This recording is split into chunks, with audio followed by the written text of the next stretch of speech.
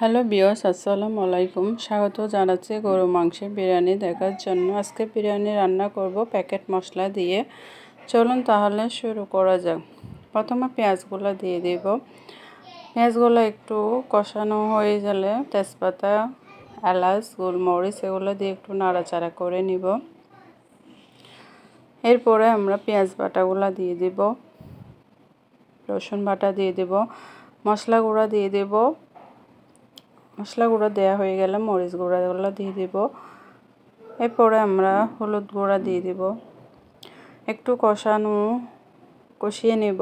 কষানো হয়ে গেলে ভালো করে তেলটা যাতে উপরে উঠে যায়। এরপরে আমরা লবণটা দিয়ে দেব। দেখতে পাচ্ছেন আমরা লবণটা দিয়ে দিয়েছি। এরপরে আরেকটু নাড়াচাড়া করে নেব যাতে তেলগুলো উপরে উঠে যায়।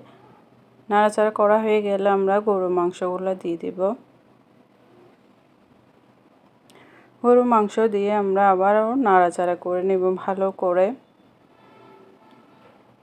দেখতে পাচ্ছেন নাড়াচাড়া করা হয়ে গেলে একটুখানি পানি দিয়ে দেব।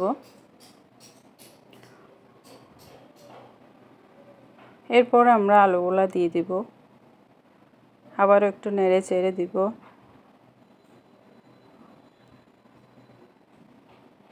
মাংস আর আলু প্রায় হয়ে আসলে আমরা এখানে আরেকটু নাড়াচাড়া করে গুঁড়া দুধগুলো দিয়ে দিব। গুঁড়া দুধগুলো দেওয়া হয়ে গেলে 6-7টা আলু বোখরা দিয়ে দিব। আবারও একটু নেড়ে চেড়ে দিব। নাড়াচাড়া হয়ে গেলে আমরা বিরিয়ানি মশলার প্যাকেটটা দিয়ে দিব।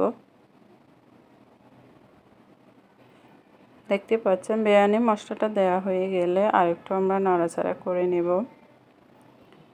মাংসের কালার প্রায় হয়ে আসছে। এরপর আমরা চিনি গুঁড়া চাউলটা দিয়ে দেব।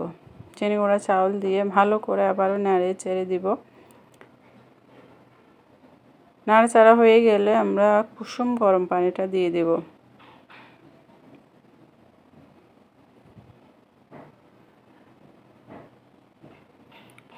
কুসুম গরম পানি দেওয়া হয়ে গেলে 4-5টা কাঁচামরিচ দিয়ে দেব।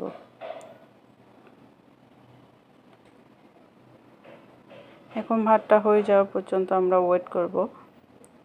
দেখতে পাচ্ছেন মাছতে ভালো করে এসে গেছে। একটু নাড়াচাড়া করে দিব। না লবণটা চেক করে নেবেন যে যেরকম খাই। দেখেন ভাতগুলো খুবই ঝরঝরে হয়েছে। দেখে বোঝা যাচ্ছে অনেক লোভনীয় হয়েছে। আপনাদের কীরকম লাগছে আজকে বিরিয়ানির রেসিপিটা? আশা করি ভালো লাগছে। ধন্যবাদ সবাইকে দেখার জন্য।